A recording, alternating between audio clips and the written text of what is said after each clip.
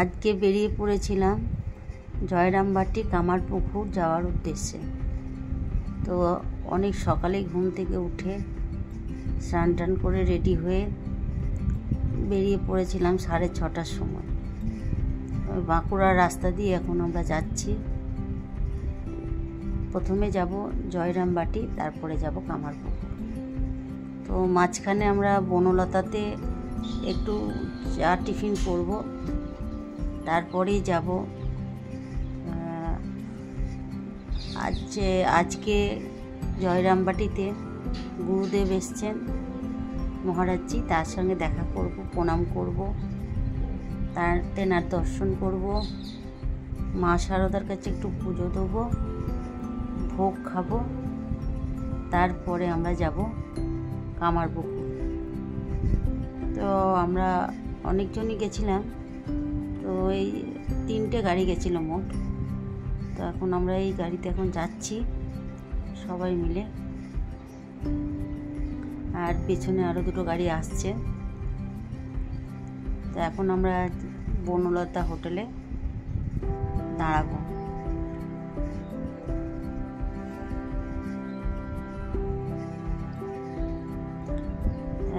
চলে এসেছি এখন বনলতা হোটেলে। এই যে এখানটা বাইরেরটা, তো বাইরেরটা আমরা এখন ঢুকছি। এটা অনেকটাই বড় এরিয়াটা। বাইরে এখানে পাখি রাখা আছে প্রচুর। চারিদিকটা এখন সাজানো হচ্ছে, কারণ সামনেই আছে ডিসেম্বর মাস, পিকনিকের টাইম। এখানে প্রচুর লোক আসে পিকনিক করতে, তো সেইভাবে সাজিয়ে তুলছে এখন। আর এই পাশটাতেই একটা পুকুর আছে, যে পুকুরে মাছ চাষ করে, আর সেই মাছই ধরে এখানে অতিথিদের খাওয়ানো হয়। তাই এই যে খুব সুন্দর করে চারিদিকটা সাজিয়ে দিয়েছে পুকুরের চারিধারটা। আর পুকুরটার এই লাস্টের দিকে আছে একটা পার্কের দোলনা টোলনা আছে। আর চারিদিকটাতে একটু জঙ্গলের মতন হয়ে আছে, গাছপালা। আর এই দিকটাতে আছে গেঁদা গাছ, এগুলো লাইন দিয়ে লাগানো আছে। আরও এই বাঁশ দিয়ে ঘিরে লাইন করেছে, ওখানে অনেক গাছ লাগাবে। আর প্রচুর লোকজন লেগে আছে, তারা সবাই কাজ করছে, পরিষ্কার পরিচ্ছন্ন করছে।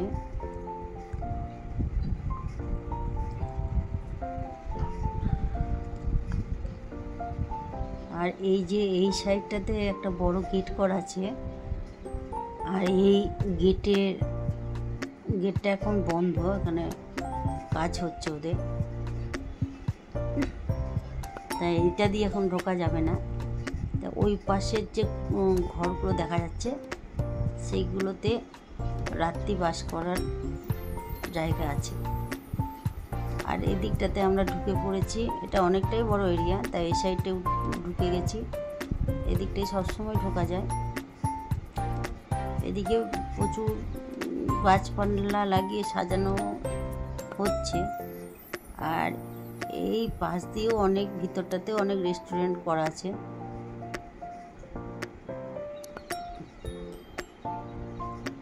এই পাশটাতে এই যে এই সাইডটাতে সব রেস্টুরেন্ট আছে,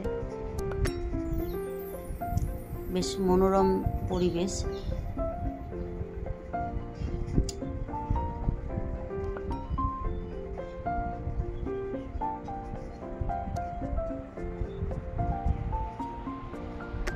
আর এই দিকটাতে সব রান্না বান্না হচ্ছে।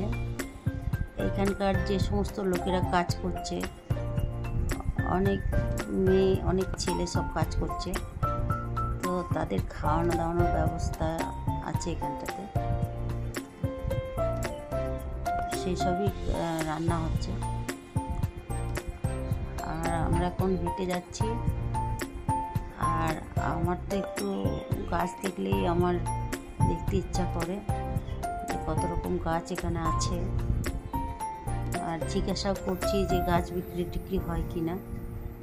তো জিজ্ঞাসা করে জানলাম যে এখানে গাছ বিক্রি হয়, কিন্তু আমার আনার ইচ্ছা ছিল, কিন্তু আনা তো সম্ভব নয়, অনেকটাই দূর, আর অতক্ষণ ধরে গাড়িতে গাছটা নষ্ট হয়ে যাবে, তাই আনলাম না। আর এই দুপাশারই সব গাছ লাগানো আছে। আর এই যে কি সুন্দর অরেঞ্জ কসমসগুলো ফুটে আছে, দেখতে তো খুবই সুন্দর লাগছে। আর ওপাশে আবার সবজি চাষ করা হয়, সেই সবজিগুলো নাকি এখানে রান্নার কাজে ব্যবহার হয়।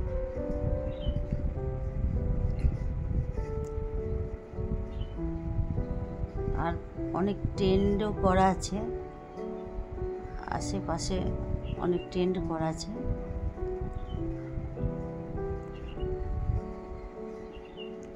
আর এখানে ওই যে অনেক ইমু পাখি, প্রচুর ইমু পাখি, বেশ বড় বড় ইমু পাখি ঘুরে বেড়াচ্ছে। এই পাশটায় হাঁস, মুরগি, রাজহাঁস সব রাখা আছে।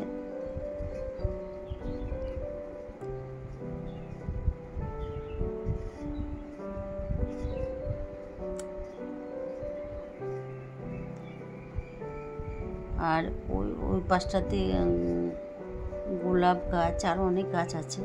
এই যে এইদিকে সবজি লাগানো আছে, আর এই যে কলা গাছ, সবজি গাছ লাগানো আছে। আর এই মাইকটা লাগানো আছে কারণ এত বড় এরিয়া, চারিদিকে অনেক মানুষ কাজকর্ম করছে, তাদেরকে ডাকার জন্য। তারা খাবে, তো এখন অ্যানাউন্স করে তাদের ডাকছে, খাবার টাইম হয়ে গেছে, তারা টিফিন খাবে, তাই তাদের ডাকছে এখন। তো এই পাশটাতে চারা সেট করা আছে, এই যে চারা তৈরি হচ্ছে, এখানে চারা তৈরি করে এখানে মাটিতে পুঁতে এখানে গাছ টাছ তৈরি হয়, আর কিছু গাছ বিক্রি হয়।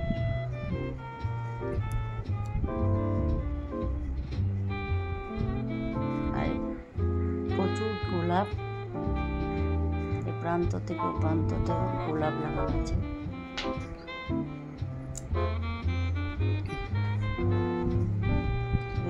এই সাইডটাতে গাছগুলোকে বিক্রি করা হয়, এই একদম লাস্টে।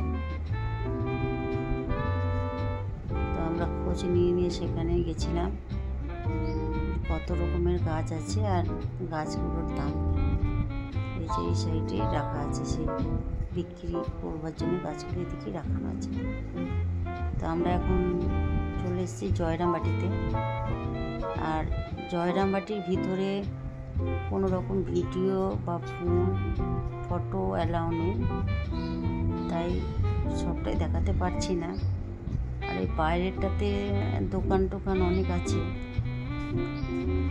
এই সাইডে দুই সাইডেই দোকান আছে।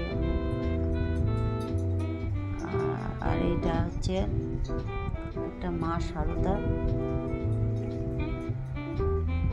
এখানটাতে অনেক বই টই বিক্রি হচ্ছে, ব্যাগ।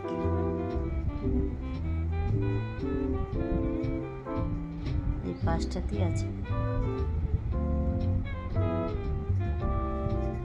মা সারদা রামকৃষ্ণের যে বই।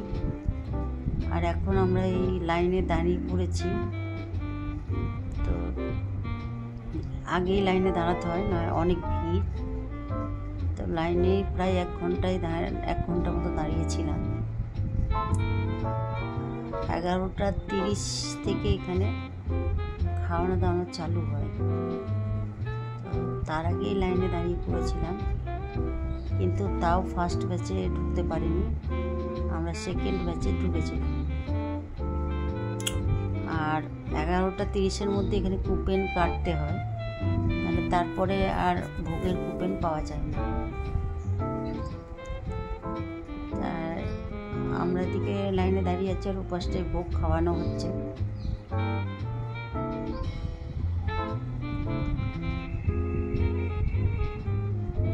এখন এই যে আমরা বসতে পেরেছি। তো খুবই সুন্দর ভোগটা ছিল। আমরা এই সবাই বসে আছি। ভোগে ভাত, ডাল, পোস্ত, একটা সবজি, চাটনি, রসগোল্লা আর পায়েস ছিল। আর এখন এই খাওয়া দাওয়া করে আমরা বেরিয়ে পড়েছি মা শারদার যে দর্শনীয় স্থান সব দেখতে। তো সিংহবাহিনী মন্দির এসব দেখে নিয়েছি। তারপরে আমরা চলে এসেছি এই যে কামার পুকুরে, এই লাহাতের পুকুরে এসেছি। একটা পবিত্র পুকুর যেখানে রামকৃষ্ণদেব স্নান টান করতেন, মা শারদাও স্নান করত। তো সেই পুকুরটা এসেছি এবং পুকুরের জল মাথায় নিয়েও নিয়েছি।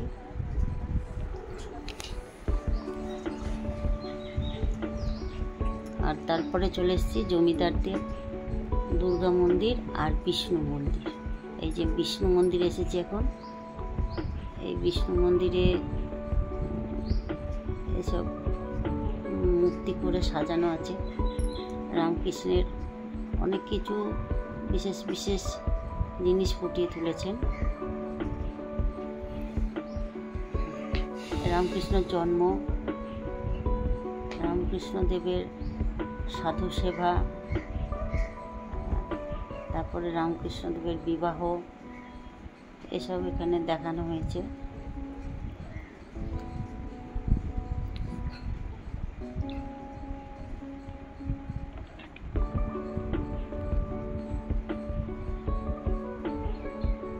তারপরে এখানে রাস লীলাও দেখানো আছে।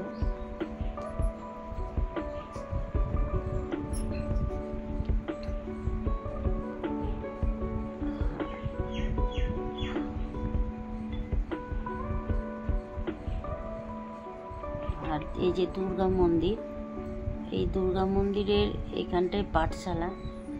এখানে রামকৃষ্ণদেব পড়াশোনা করতেন, কিন্তু পড়াশোনা মন বসতো না, বারবার সমাধিস্থ হয়ে পড়তেন।